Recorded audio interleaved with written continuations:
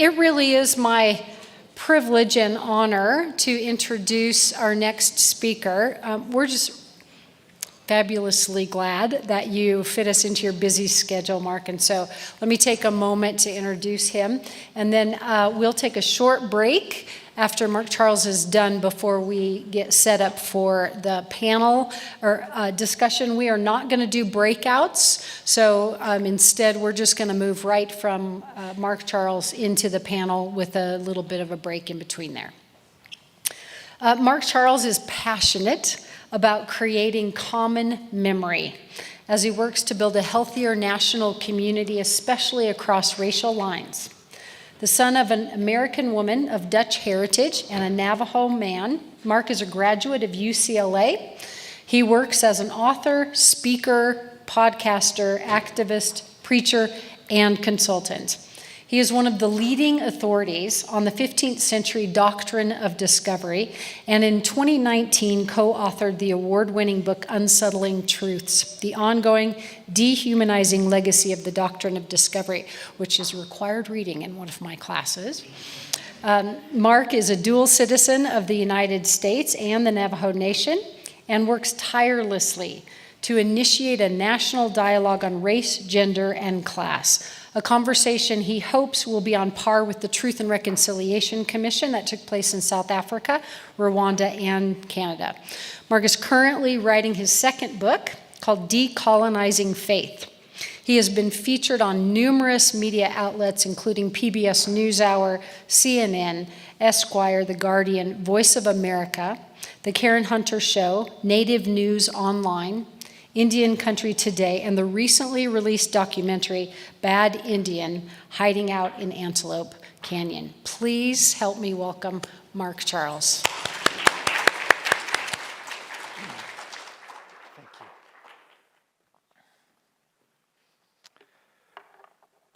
Well,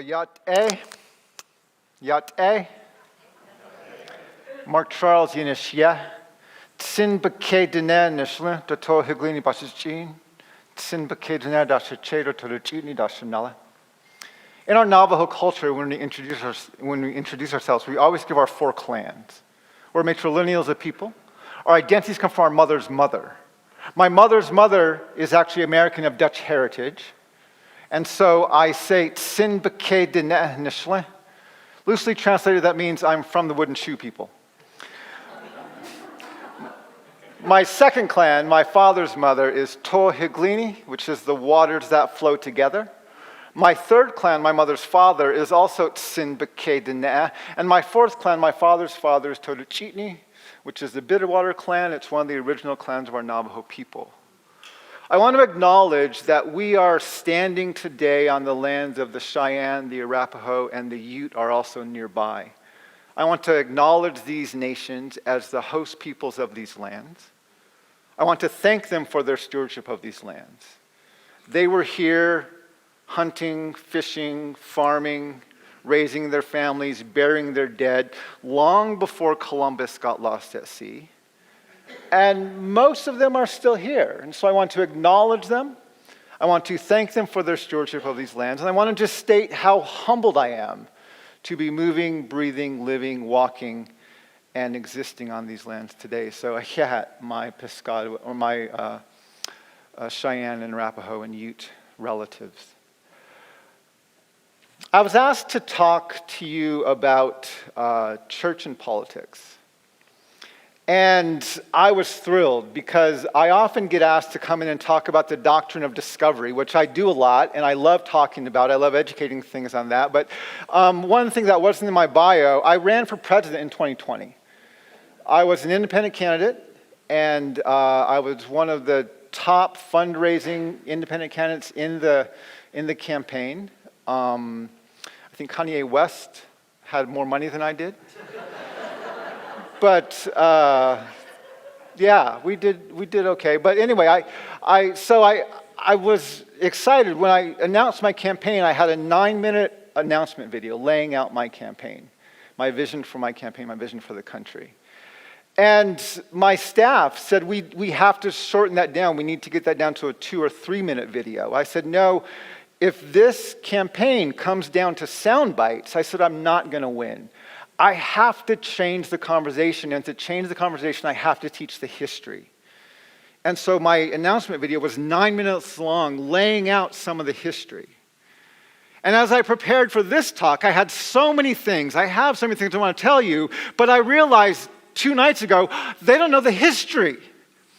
So I have to cram history into this lecture before I talk about politics, because if you don't understand the history, you will not understand my take on politics.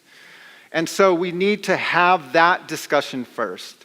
I'm going to summarize a lot of things. Three days ago, I had about a 2.5-hour talk. I got it down to 38 minutes. During lunch, I pumped it up to about 45, so we'll see how we're doing. But there's a reason I said I'm happy to talk after lunch. So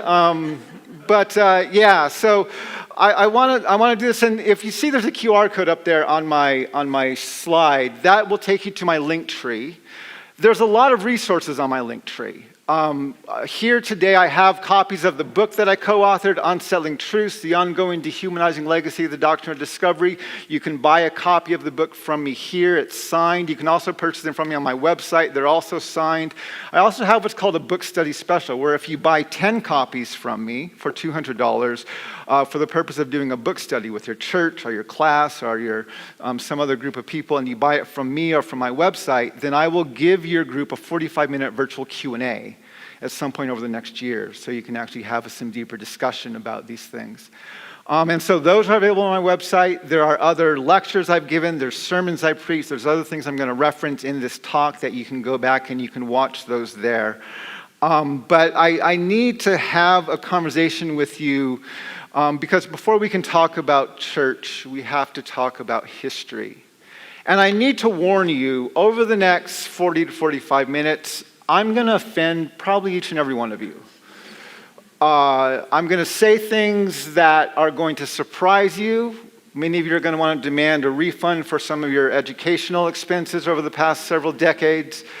I'm going to say things that are going to not make sense to you about your faith and about your politics.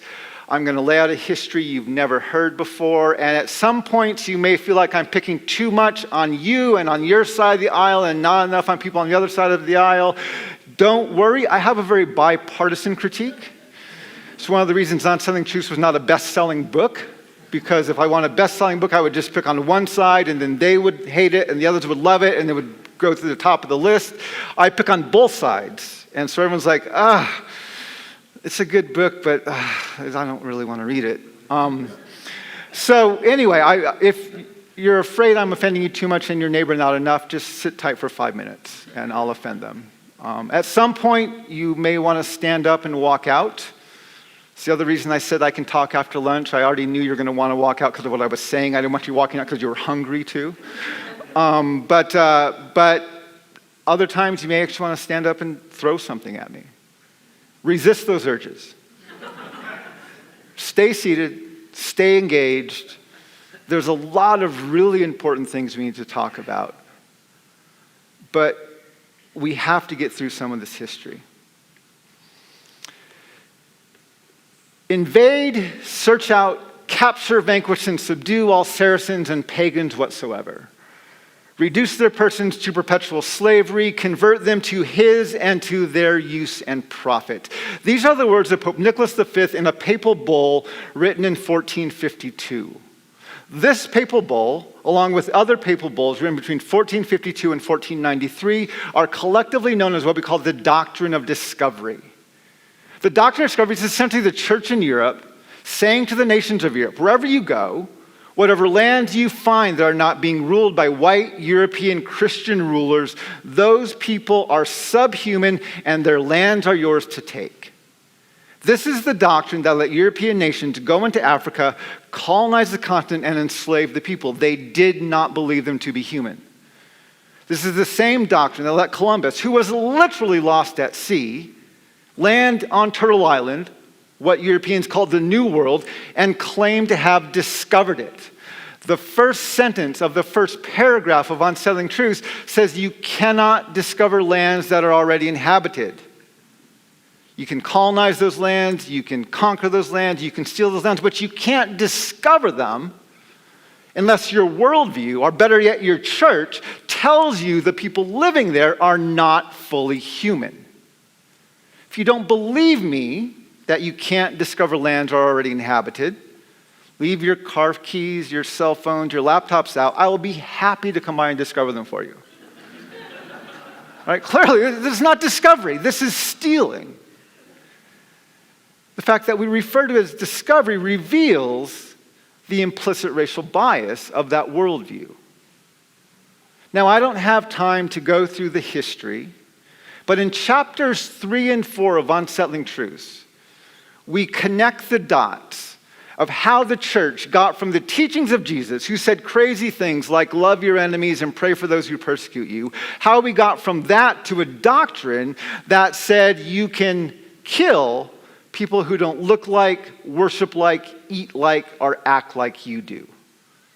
And the way they got there was absolutely fascinating. Literally, what they did is they wrote Christ out of the history of the church, and they inserted empire.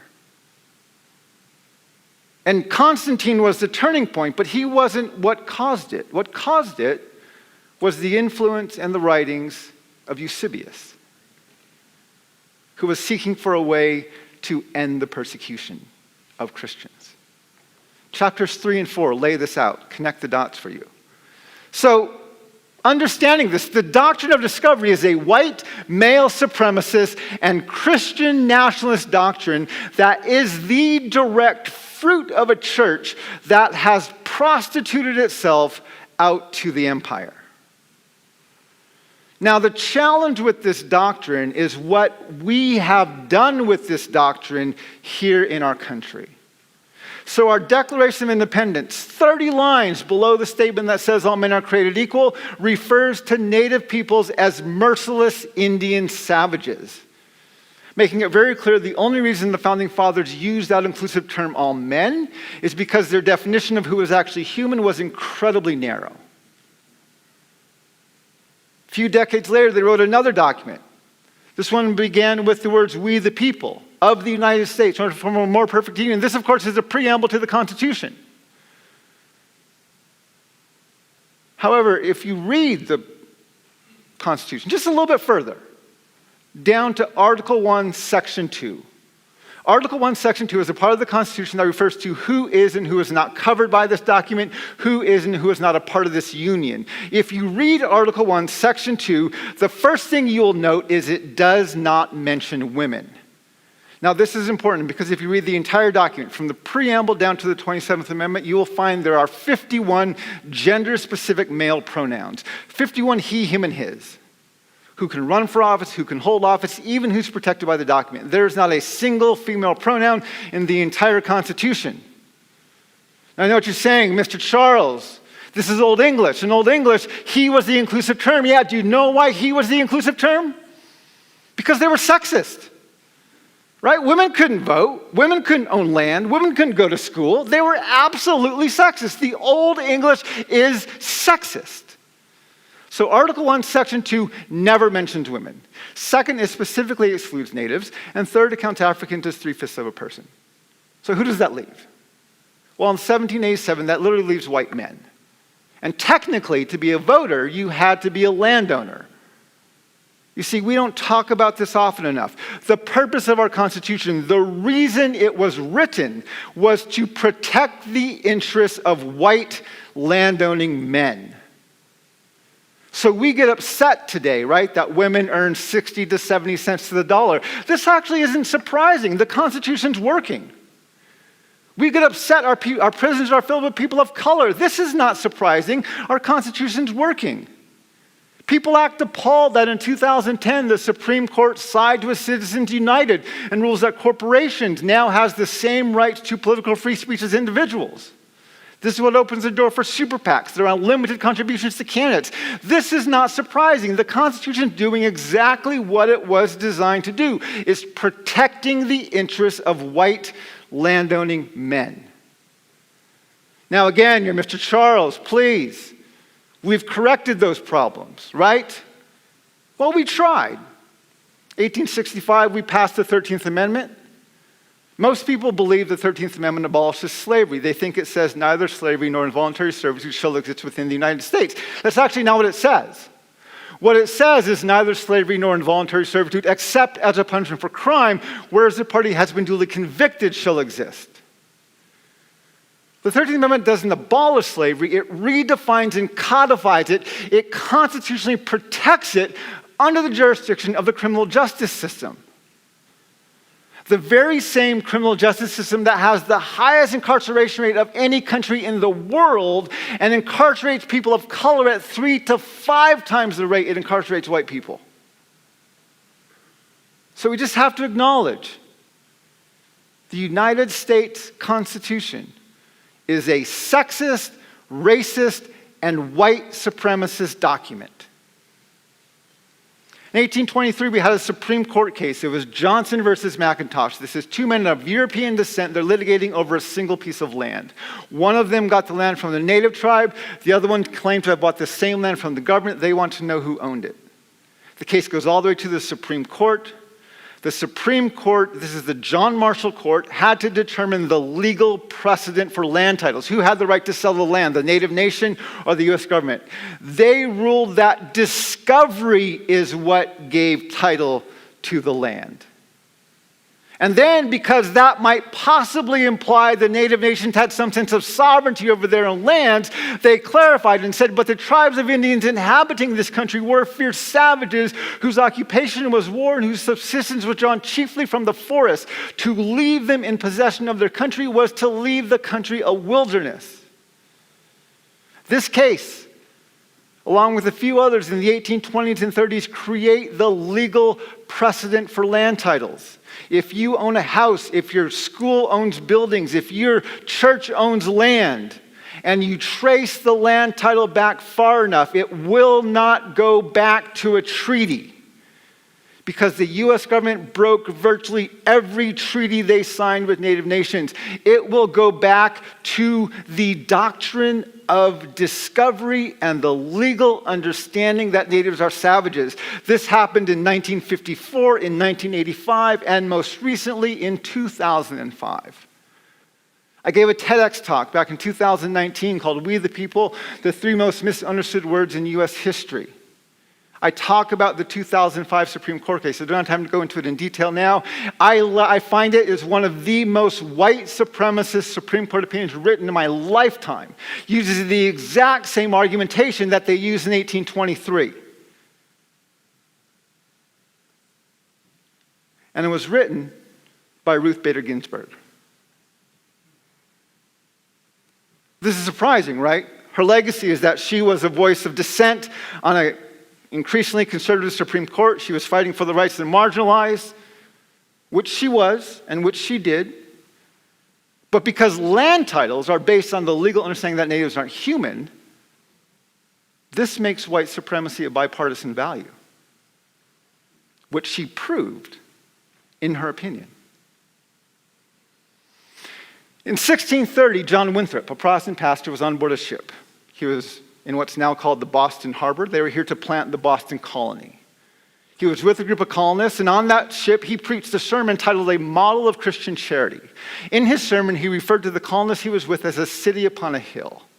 He's borrowing from the language of Jesus in the Sermon on the Mount, where he tells his disciples to be a lamp on a stand, a city on a hill, shining their deeds into this dark world. He goes on in his sermon to exhort them in all meekness, gentleness, patience, liberality. They should rejoice together, mourn together, labor and suffer together. They should keep the unity of the spirits within the bond of peace. These are just your basic Protestant Christian exhortations. End of his sermon, he does what most pastors do when they want to compel their congregants to heed their exhortations, which is he quotes from the threats and promises of the Old Testament. And so he quotes from Deuteronomy chapter 30. Deuteronomy chapter 30 is the passage in the Old Testament where the people of Israel are standing on the banks of the Jordan River, ready to cross over and take possession of their promised land. And God is reiterating the threats and promises of the land covenant with them. If you obey me, I'll do these things for you. If you disobey me, I'll do this to you. End of this passage, it says, "But if our hearts shall turn away so that we will not obey, and we worship other gods, we shall surely perish out of the good land, whether we pass over this river to possess it." Now, Deuteronomy 30 says river, but in his quote, John Winthrop changed that to vast sea. Now, why would he do that? Well, they didn't cross a river, right? They crossed an ocean. So what's he implying? Based on the exhortations of Jesus to be a city on a hill, based on the model of Old Testament Israel, they are here to take possession of their promised lands. Now, who here has read Deuteronomy and Joshua? How does God command the people of Israel to take possession of their promised lands? Kill everybody, right? In the cities of the nations, the Lord your God is giving you as an inheritance. Do not leave alive anything that breathes. Completely destroy them as the Lord your God has commanded you. Promised land for one group of people is literally God-ordained genocide for another. I refer to this sermon as the birth of the myth of American exceptionalism. The belief that this nation lived under some different kind of rules. This idea percolates about 100 years. This is the 1630s. Mid-1700s, we begin expanding westward, go past the Appalachian Mountains, past the Mississippi River. End of the 1700s, we have the Second Great Awakening. There's this growth in churches, this renewal in denominations. Early 1800s, the notion of manifest destiny is born. The idea that this nation has the God-given right to rule this continent from sea to shining sea. Now, here's where I have to really cut down my history because I have to convince you how horrible this was. I only have a few minutes to do it. The two hardest chapters to read in this book are chapters 9 and 10. Chapters 9 and 10 deal with the adage of the victors write the history. No one disputes this, right? You win a war, you get to write about the war. This is how it works. The challenge, so in this chapter, we speculate. What would have happened had Nazi Germany won World War II? How would their historians have covered the legacy of Adolf Hitler had they won the war? Well, he'd be their greatest leader ever, right? Brought them from global obscurity to global dominance. Had they won the war, how would their historians have covered the Holocaust? Well, we have Holocaust deniers today. Imagine if they won the war. What Holocaust? There was no Holocaust. Now, that's not what makes this chapter controversial. What makes these chapters controversial is we take that understanding and apply it to this man. You see, the challenge we have as United States citizens is our country has never lost a war that matters. We've never been defeated in a war, global war. We've never been disarmed. We've never had a regime change. We've never borne the scorn of the global community. We've won every major conflict we've ever been engaged in. Technically, the Vietnam War is still going on. It's just under a ceasefire. We pulled out of Afghanistan, we pulled out of Vietnam, but we didn't lose any major lands there. We've won every major war we've ever fought in. As a result, we, and by we I mean white landowning men, have been able to write their own history for 250 years. And because of that, we don't have a clue who Abraham Lincoln is. So I would like to introduce you. The exact same way Abraham Lincoln introduced himself nationally when he ran for Senate in 1858. He was running against Judge Stephen Douglas for Senator of Illinois. It was already known he was against the institution of chattel slavery, but he felt there were some things he had to clarify in his campaign, and so in the debates with Douglas, he introduced himself. Now, their debates were different than ours. They weren't about sound bites with 30 seconds here and 45 seconds there. They were a series of speeches. The first candidate gave a speech for about 30 minutes. The second candidate responded for about 40 minutes. The first candidate came back and had another rebuttal for about 10 minutes. It was a series of 3 speeches. In his debate with Stephen Douglas, this is how Abraham Lincoln introduced himself. He said, "I will say then that I am not, nor ever have been in favor of bringing about in any way the social and political equality of the white and black races. I am not, nor ever have been in favor of making voters or jurors of Negroes, nor of qualifying them to hold office, nor to intermarry with white people. I will say in addition to this that there is a physical difference between the white and black races, which I believe will forever forbid the two races living together on terms of social and political equality, and inasmuch as they cannot so live while they do remain together, there must be the position of superior and inferior, and I, as much as any other man, am in favor of having the superior position assigned to the white race. Abraham Lincoln was a blatant, unapologetic, self-proclaimed white supremacist. Now, why in the world would he introduce himself this way? Why was this important for people to know? Well, in the midterm elections of 2022, there was a Supreme Court case just before those elections, right? Roe versus Wade was overturned. So whoever ran for office in 2022 had to take a stand on Roe versus Wade. They had to talk about abortion. Well, in 1857, there was another Supreme Court case that came out called the Dred Scott decision that stated formerly enslaved peoples were not protected by the founding documents of this nation. And so in the midterm elections of 1858, everyone wanted to know, where do you stand on the civil rights for people of color? And Abraham Lincoln was making it very, very clear he absolutely supported Dred Scott. And he had no intention of making voters or jurors of Negroes. Now you're thinking, but Mr. Charles, he had a black friend. He did have a black friend. But that didn't change what he did. The capstone of his legacy on race, the 13th Amendment, didn't abolish slavery. It codified it and constitutionally protected it under the jurisdiction of the criminal justice system. He gave us the tools that we are using today to strip away the civil rights of people of color.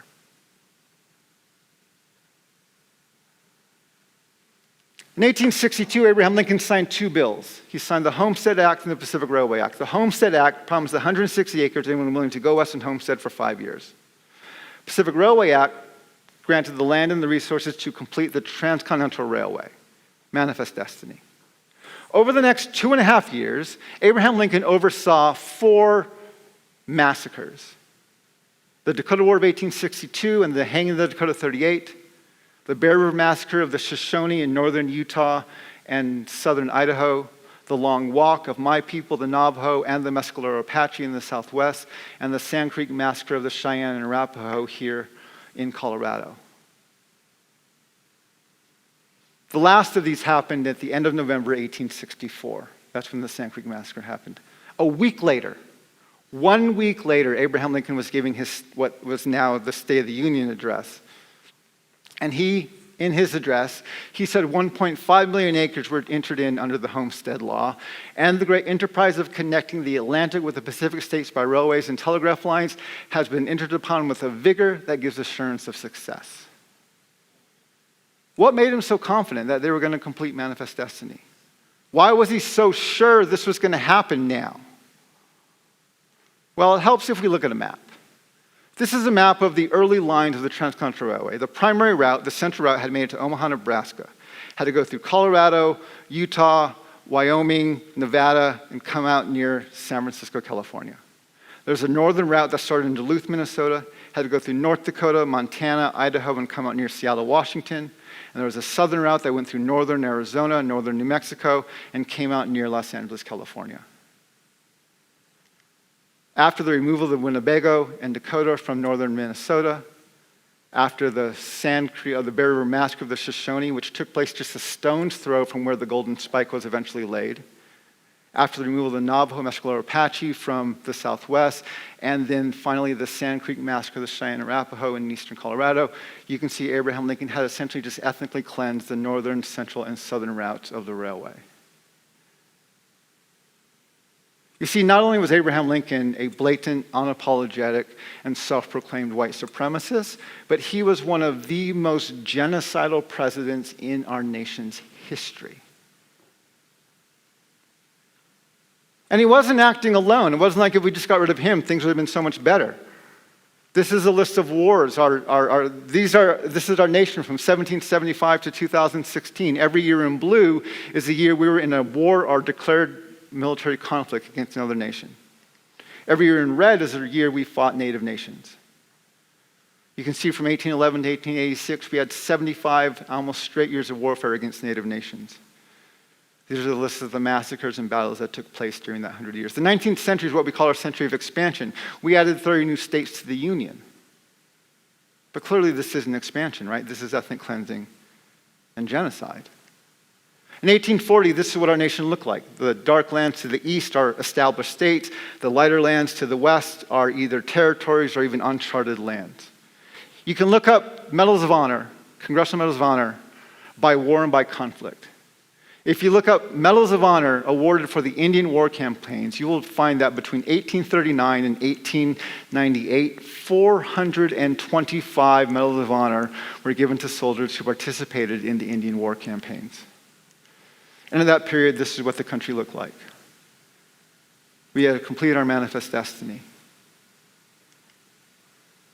During those years, the white population ballooned from 5.3 million to 76.2 million. The native population collapsed from 600,000 to 237,000. If you're doing your math, that's a 61.47% rate of genocide. If you're comparing your math, that's almost twice the rate of genocide Hitler had over Jews during World War II. So we just have to be clear, between 1839 and 1898, the US Congress awards 425 medals of honor for the genocide of American Indians and the ethnic cleansing of this continent. If we look at population growth, 1500 to 1900, the world population goes from 480 million to 1.6 billion for a 3.39 rate of growth. Europe goes from 82 million to 300 million for a 3.65 rate of growth. Africa, even with the horrors of the slave trade, goes from 63 million to 123 million for a 1.782 rate of growth. North America goes from zero, right, because we're savages, we're not people, to 76.2 million. That's an unprecedented rate of growth. Turtle Island, a conservative estimate of native peoples living in the continental United States in 1500 is 6 million. Very conservative estimate. The lowest it reached was in 1870 with 237,000. That's a 0.0395 rate of growth, a 96.05% rate of genocide. And we knew what we were doing. In 1851, Peter Burnett, the first governor of California, commenting on what was happening, said that a war of extermination will continue to be waged between the races until the Indian race becomes extinct, must be expected. While we cannot anticipate this result, but with painful regret, the inevitable destiny of the race is beyond the power or the wisdom of man to avert. He's not saying disease has broken out and we can't stop its spread, nor is he saying famine has struck and we can't feed these people. He is literally saying we can't stop killing them until we complete our manifest destiny. And this is perfectly in line with Promised Land theology, right? In Joshua 10, it says, so Joshua subdued the whole region, including the hill country, the Negev, the western foothills, and the mountain slopes, together with all their kings. He left no survivors. He totally destroyed all who breathed, just as the Lord, the God of Israel, had commanded. Now again, you're saying, Mr. Charles, please, we don't think that way anymore. I want to go back. 2015, Benjamin Netanyahu was campaigning here in the United States. He was lobbying Congress against the nuclear deal that the Obama administration was negotiating with Iran. He spoke to a joint session of Congress. That Congress back then, just like today, was completely partisan, completely divided, wasn't even talking to each other. He had to get everyone in Congress on the same page behind him. So early in his speech, he hit on one of the most unifying themes in American politics, which is the theme of American exceptionalism. And he said, because America and Israel, we share a common destiny, the destiny of promised lands. If If you want to know why the United States of America has unprecedented unanimous support for Israel, it's because we have a very dysfunctional, codependent relationship with the modern nation state of Israel that has nothing to do with freedom or equality. We need Israel's Old Testament legacy of promised lands to justify what we did to African people and to Native peoples. And the modern nation state of Israel needs our continued flourishing as a nation with a manifest destiny to justify what they're doing to Palestinians and Bedouins. We have an incredibly dysfunctional, a very codependent relationship with the modern nation state of Israel. It has almost nothing to do with freedom or equality. It's about justifying injustice, violence, and in our case, even genocide. So when you have a president who completes your manifest destiny, the goal of this nation since it was founded, that goal that was enshrined into the founding documents of this country. How do you celebrate that president? You build him a temple. It is no mistake that the largest monument on the National Mall is a temple erected to Abraham Lincoln.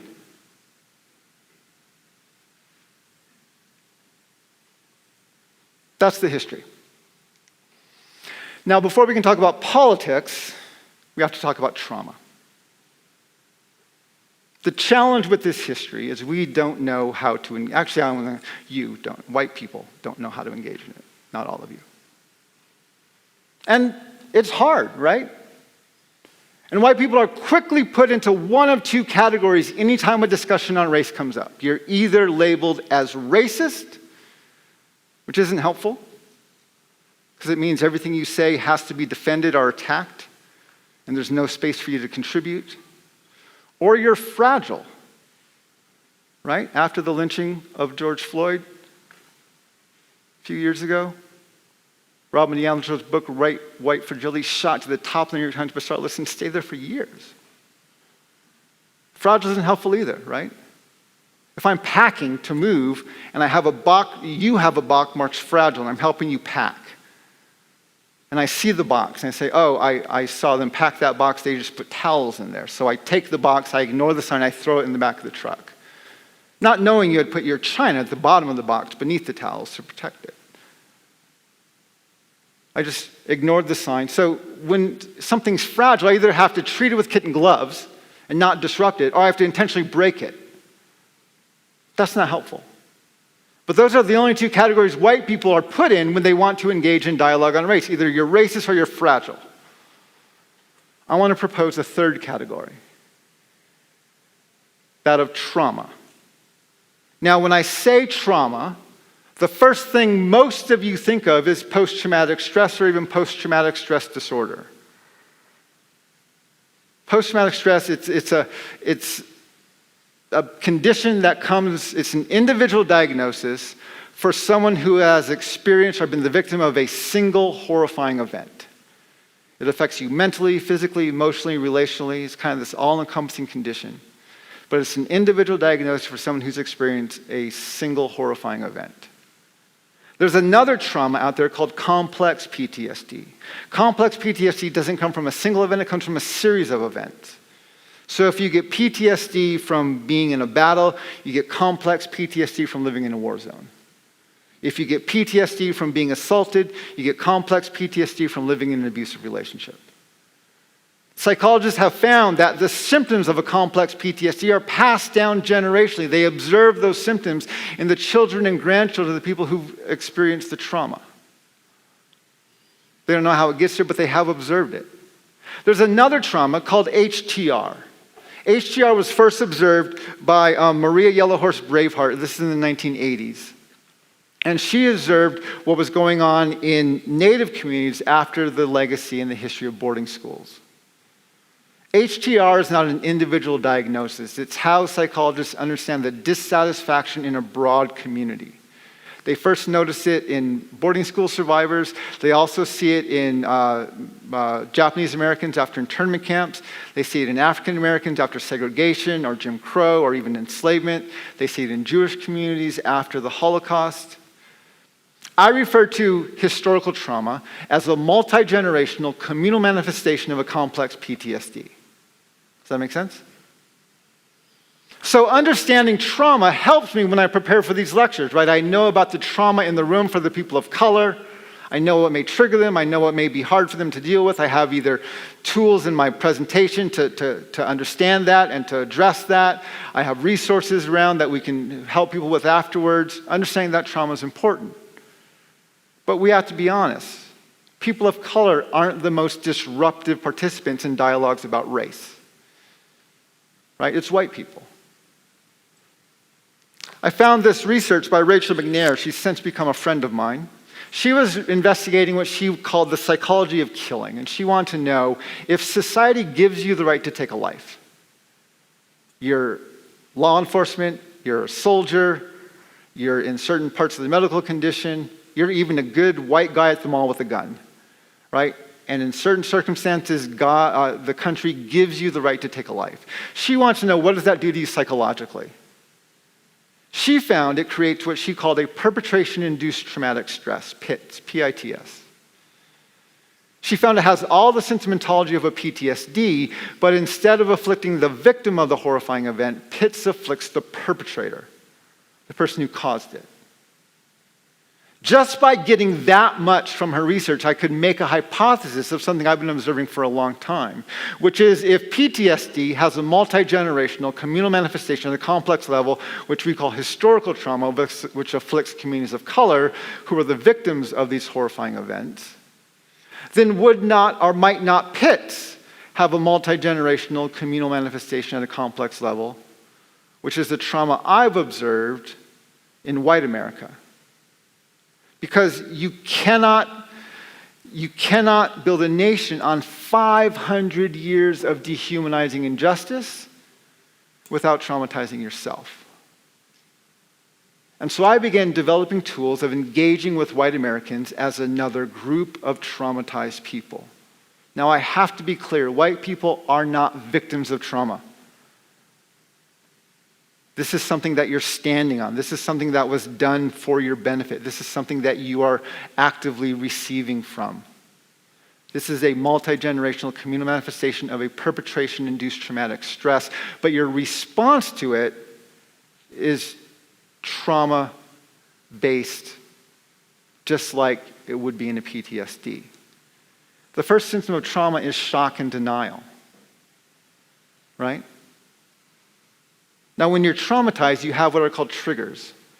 A trigger is a sight, a sound, a smell, something that brings you out of reality and back into the chaos of the moment of when the trauma occurred. White people have triggers. Texas and Oklahoma are passing laws that they can only teach patriotic history. We have this mythological legacy of Abraham. We don't know how to talk about what Lincoln actually did, right? We have all of these things. These are symptoms, the things that the U.S. is in denial about. We don't know how to talk about all these things. If you want to have a group of white people screaming at each other, walk into a room and bring up immigration. Walk into the same room, bring up gun control. Walk into the same room and bring up religious extremism. Walk into the same room and bring up critical race theory. Right? You will get a group of white people just screaming at each other within minutes because these things are triggers. So, all of that being said, the history, the trauma, all of that, now let's talk about politics. How much time do I have left? Not much time. I have a few examples I want to give you.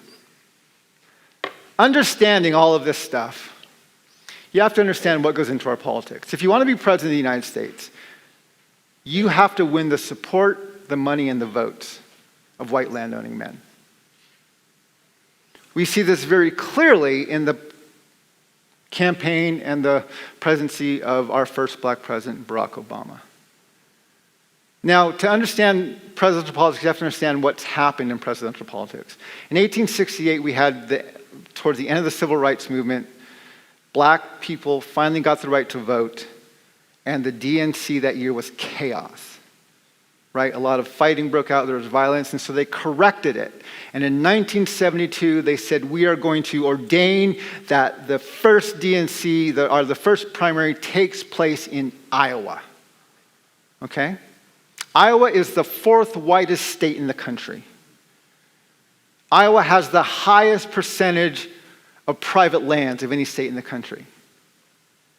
So that's the first caucus. The first primary happens in New Hampshire. New Hampshire is the third whitest state in the country, and they have the highest rate of home ownership.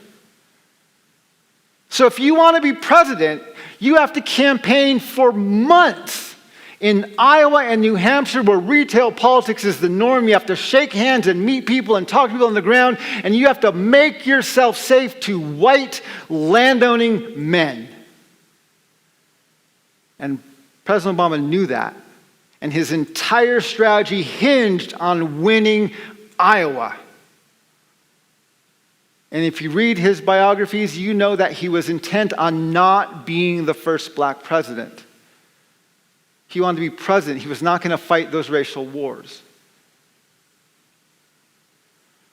When he first came into office, he was casual with the notion of American exceptionalism. Didn't push back on it too hard, didn't push it too hard, even questioned some of our actions globally around the world, and he got jumped on by both Democrats and Republicans. If you watch his speeches and listen to his rhetoric throughout his time in office, by the time he left office, he was singing the song of American exceptionalism to a T by the time he left office. And this is evident in what his biography was. Anyone know what his biography was called after he left office? A Promised Land. If you want to make yourself safe to white landowning men and not trigger their reaction about their genocidal history, and you want a best-selling book to those white men, you title your book A Promised Land. American exceptionalism is the coping mechanism for a white supremacist nation that is in deep denial of its genocidal past, as well as its current racist and sexist reality. We have to tell ourselves we're exceptional. We have to tell ourselves we live by a different set of rules. We have to tell ourselves God is on our side. That's how we deal with our past. As a result, U.S. presidential elections are all about greatness. Right? In 2016, Donald Trump ran for president, and he was intent on making America great again.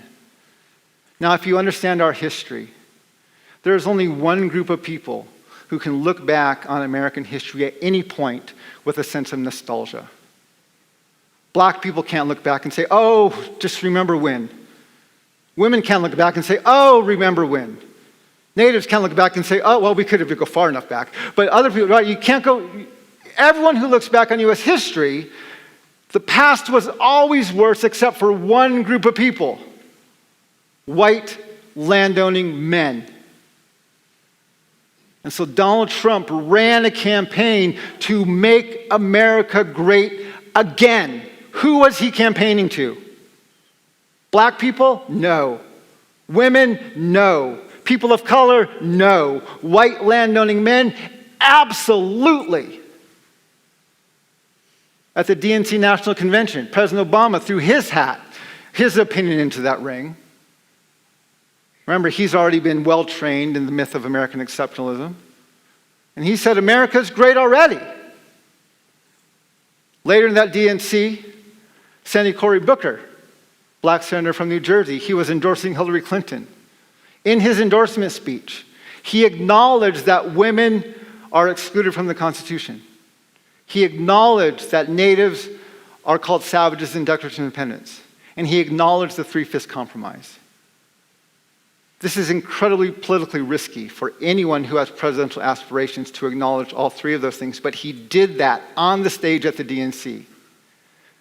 But then he followed that up by telling the white landowning men in the audience whose vote he would need later when he ran in 2020, he said, but those facts and ugly parts of our history don't distract from our nation's greatness. Would he ever say that in a room full of black people?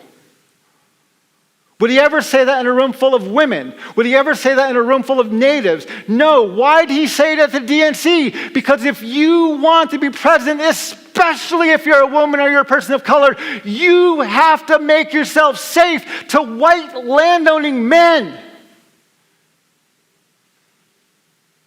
And he was laying the groundwork for his 2020 presidential campaign by telling the white landowning men of the DNC, I am not going to trigger you.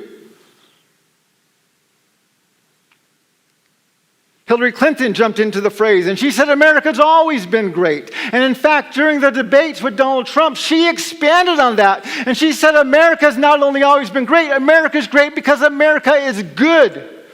On stage, when Donald Trump was wandering all around, right, he stopped, he looked at her, and he said, I agree with her. I agree with everything she just said.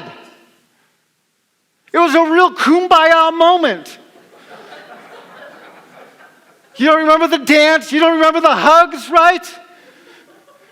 You see, we were duped. We thought the 2016 election was about racism versus anti-racism, sexism versus... No.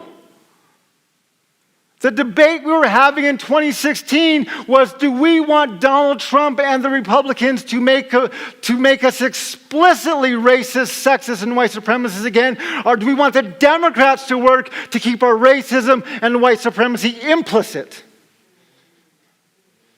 That was the debate we were having. I gave a speech the next day, a lecture, at a Christian college in Chicago, the day after the election. I went to bed early. Trump was ahead, California was reporting, Hillary was rising. I went to bed fairly assured that we had just elected an implicitly racist and white supremacist president.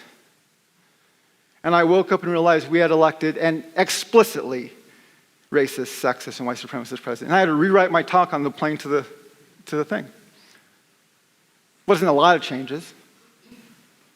But that was the debate we had. And then Joe Biden, of course, he jumps into the fray, and he talks about restoring the soul of America.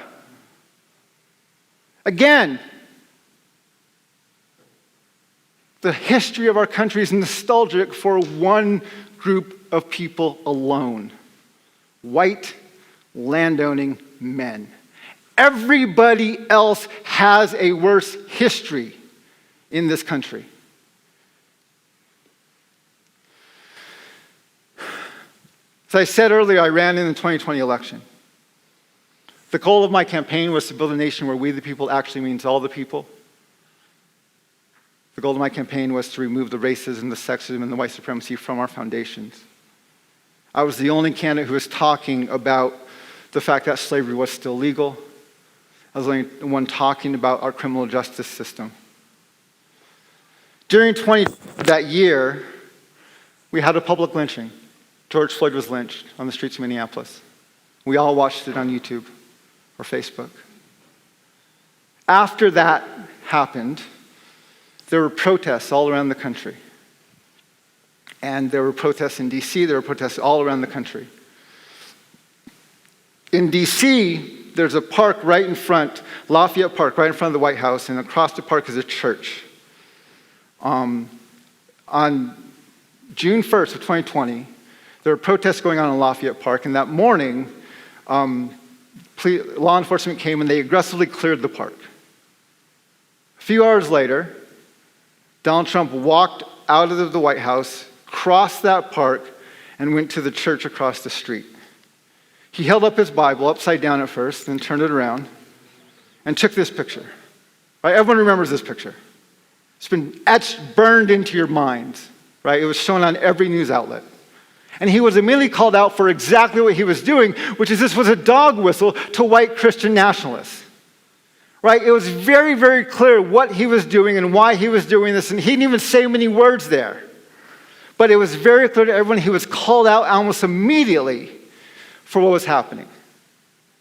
Now, Joe Biden was also running in this campaign, and he was saying he was not going to be like Trump. He promised not to do his foreign policy on Twitter. He promised to speak with a more complete sentence structure, right? There was a lot of things that he said he would do differently if he were elected president. He was tested right after he got elected because there was a terrorist attack in Afghanistan that killed several U.S. service members. This was a horrific attack. Several people died. Now, think back a few years ago, over the past 2 years with the war in Ukraine. And at several points, President Putin has said, if he is attacked on Russian soil by other countries besides Ukraine, he will use every measure at his command to defend his country. And we as a nation, and Democrats especially, have screamed and said, how can you talk that way? You're a nuclear power, you're threatening nuclear warfare. How dare you speak that way? That is completely and utterly irresponsible of you. In the speech that President Biden gave on August 26, this is what he said. To those who carried out this attack, as well as anyone who wishes America harm, know this. We will not forgive, we will not forget, we will hunt you down and make you pay. I will defend our interests and our people with every measure at my command. No one screamed about this. No one protested. Why? Because this is how we want our presidents to talk. And if I didn't tell you this was Biden, most of you would have thought this was Trump. Because we want both our parties to talk this way. Remember, we've never lost a war that matters. We would rather we destroy the globe than the United States of America win a war, lose a war. And that's why our candidates talk this way. He went on. He said, I want to thank the Secretary of Defense and the military leadership at the Pentagon and all the commanders in the field. There has been complete unanimity from every commander on the objectives of this mission and the best way to achieve those objectives. He then said, those who have served through the ages have drawn inspiration from the book of Isaiah when the Lord says, whom shall I send? Who shall go for us? And the American military has been answering for a long time, here am I, Lord, send me. Here I am, send me. During his first State of the Union, President Biden used the word sacred twice. He used it once in reference to our sacred duty to our military veterans to take better care of them. And I don't disagree. We have an absolute moral obligation to take better care of people who fight wars on our behalf. And he talked about how the Capitol was a sacred space to have this dialogue. Now, why would he bring the divine? He used sacred in regards to our veterans and sacred for the Capitol. Why would he bring the divine into that dialogue? Because Joe Biden believes the U.S. military is the army of the Lord, responding to a prophetic call on par with that of Isaiah the prophet. And he is the commander-in-chief of that army. You see, we've been duped. We've been told white Christian nationalism is a GOP problem. It's not a GOP problem. It's an American problem. So many of the things we scream about in partisan politics, we actually agree on. The challenges we are facing as a nation is that we have our racism, our sexism, and our white supremacy. We have our white Christian nationalism. We have our global dominance. We have destruction of the written into the foundations of the country. They're things we agree on. They're not things we disagree on. And we don't know what to do with that. We don't know how to have those conversations. The problem is our foundations. I said this multiple times during my campaign. It's if you live in a house that has a bad foundation, as a result, your walls are creaky, Your walls are cracked, you have cracks in your plaster around your windowsills, and you have creaks in your floor. I said, you can paint your walls, you can caulk your windows, you can carpet your floor all you want, but until you go into the basement and assess the problem and fix the foundation, you're never going to fix the house. Republicans are not going to fix the problems with our country. Democrats are not going to fix the problems with our country. We have foundational level problems.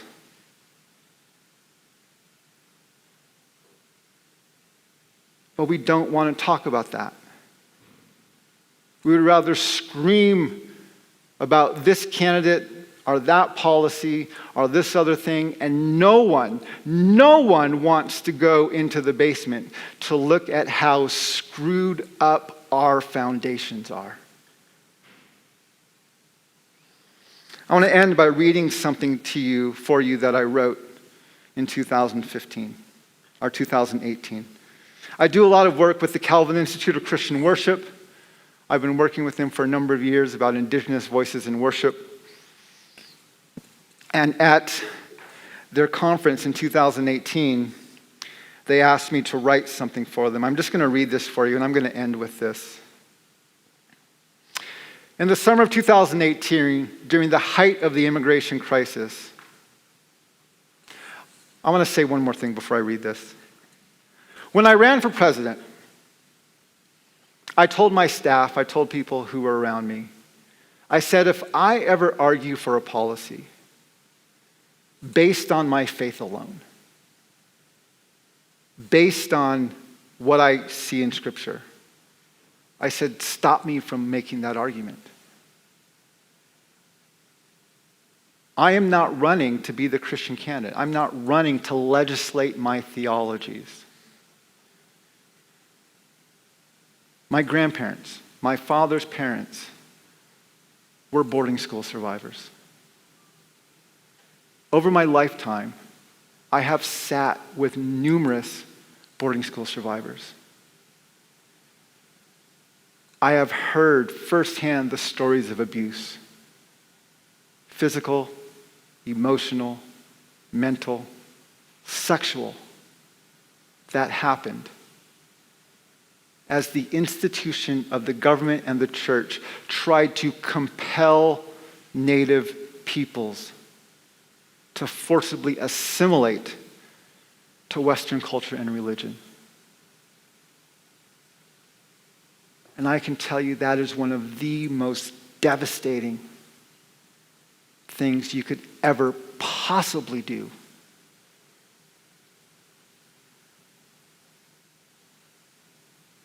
We are not here to legislate our theologies. That is not the call of Christ.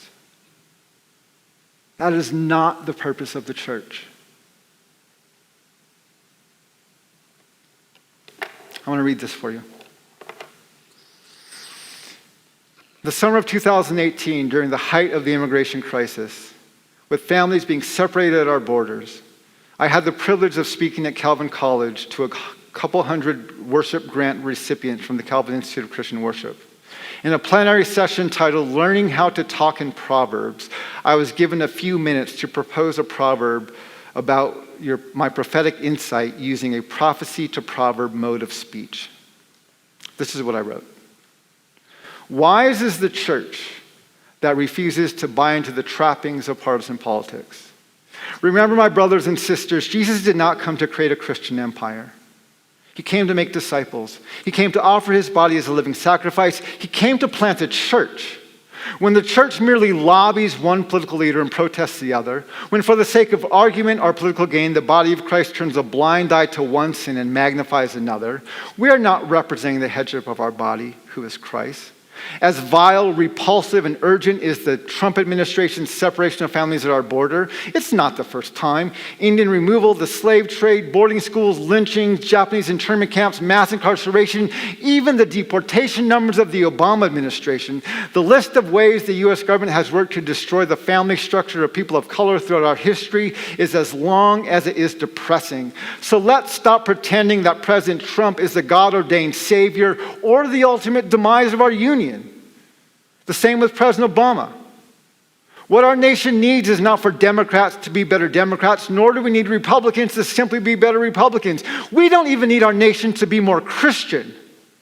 My brothers and sisters, the United States of America is not, never has been, nor will it ever be Christian. Jesus did not come to create a Christian empire. He came to make disciples. He came to offer his body as a living sacrifice. He came to plant a church. And wise is the church that refuses to buy into the trappings of partisan politics. I agree with Kenneth Kaunda, the former president of Zambia, who said, what a nation needs more than anything else is not a Christian ruler in the palace, but a Christian prophet within earshot. Because the Christian church has prostituted itself out to empire for 1,600 years,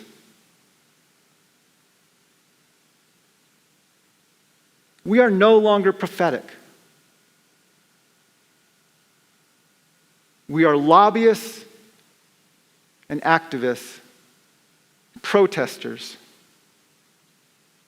pimping our theologies to the empire. I'm not saying you shouldn't vote. I'm not saying you shouldn't be engaged politically. I'm saying you need to remember that your primary goal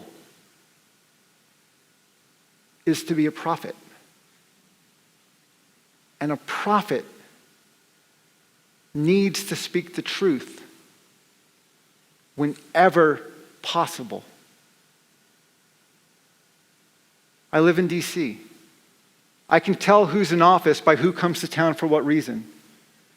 During the Trump administration, all of my conservative friends came to town for meetings at the White House. All of my liberal friends came to town for protests.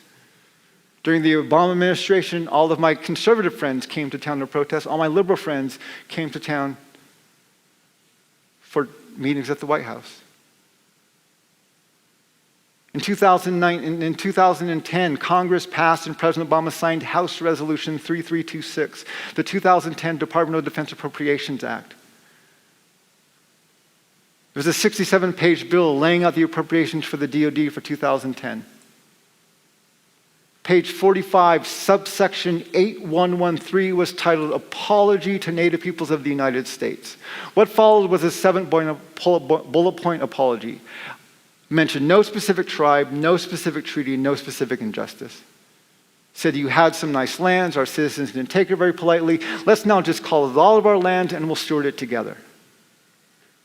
They ended with a disclaimer saying nothing in here is legally binding.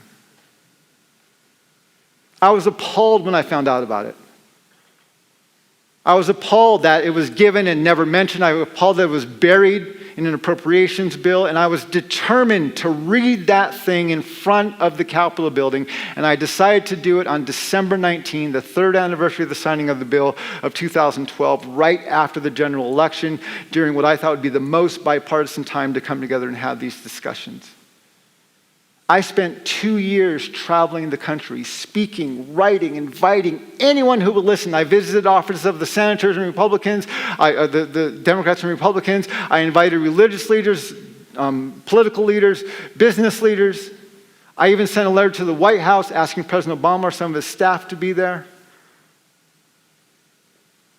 I was convinced the problem was nobody knew about the problem. No one knew about this apology. And if we could just announce it, get it out there, people would come. The morning of the reading, about 150 people showed up. Everyone was from the grassroots. No one who had any standing in an institution, religious, business, or political, was willing to come. I waited as long as I could. We read the apology. We talked about it, its inappropriateness. And just before we ended, I finally took the stage and I said to my Native peoples, I said, we can't accept this apology. Our nation can absolutely do better, and we deserve better. We don't reject this out of anger or anything else. We reject it out of respect for ourselves and for our country. What broke my heart the most was how few of my friends from the church who had standing, both politically, business, educationally, and in church institutions, how many of those friends refused to come?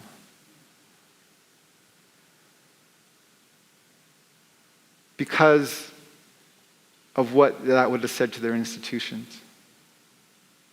It was living proof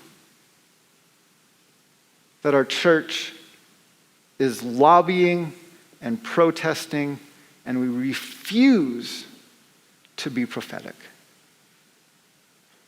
And I want to encourage you, I want to exhort you, my brothers and sisters. Don't be lobbyists, don't be protesters, be prophets. Kat, thank you very much. Thank you for letting me talk to you today.